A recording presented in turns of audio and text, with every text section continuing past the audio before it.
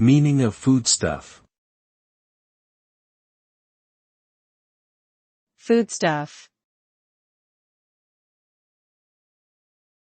Foodstuff.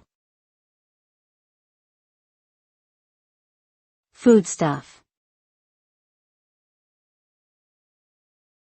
Foodstuff. Foodstuff refers to any substance that can be consumed by humans or animals to provide nutrition and energy. It includes both raw agricultural products, such as grains, fruits, and vegetables, as well as processed foods like bread, cheese, and canned goods. Foodstuff plays a critical role in sustaining life and supporting growth, and is an essential component of human culture and social life.